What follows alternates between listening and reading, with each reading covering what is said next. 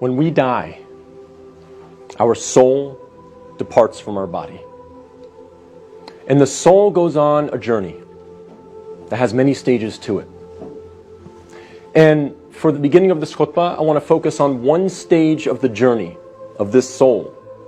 And that is when the soul descends into the grave to be reunited with our bodies.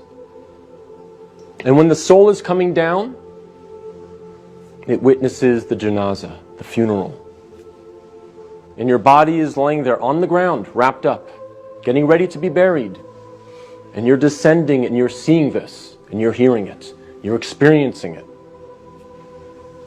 And when the people then take your body and place it in the grave, your soul descends in there, into the grave, to be reunited with your body.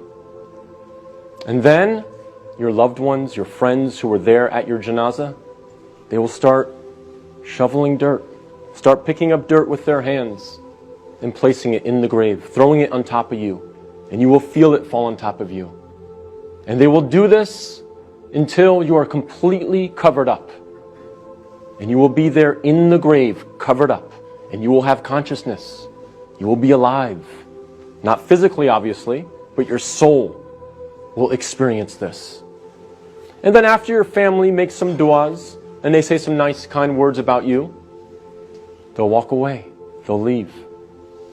And you will hear their footsteps, as the Prophet, peace and blessings be upon him, said, that you will hear their footsteps as they walk away. And you will be there alone, in the grave, by yourself.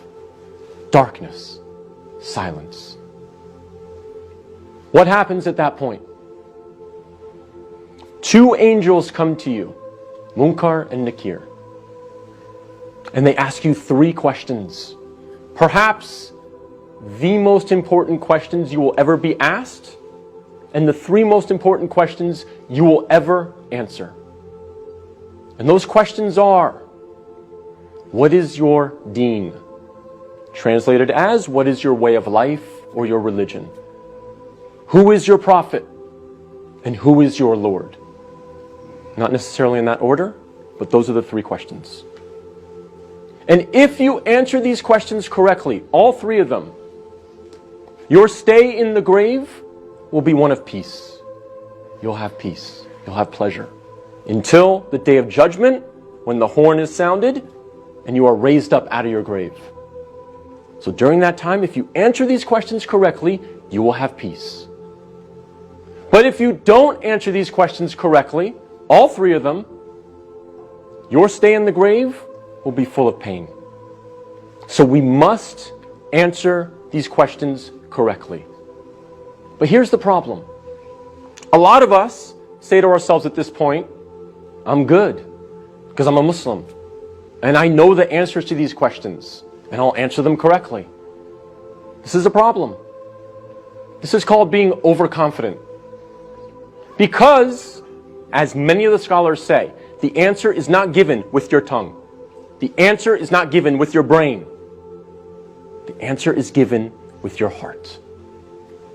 What is in your heart will come out at that moment.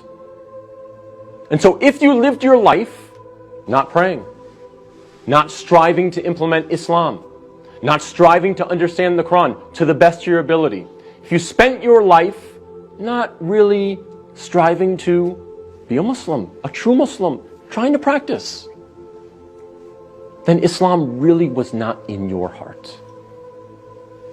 So we have to make sure that we're striving, again, to the best of our ability. I'm not asking for perfection. I'm not asking for scholars. I'm not asking for you to be of the best character like the Prophet, peace be upon him, but we must strive for it. So that on that day, when these angels come to us and they ask us these questions, what is in our heart will naturally come forward. The answers, the correct answers, will come forth. And not the answers of, I was striving for something other than the pleasure of Allah. So we have to make sure that Islam is in our hearts, not just on our lips, not just in our mind.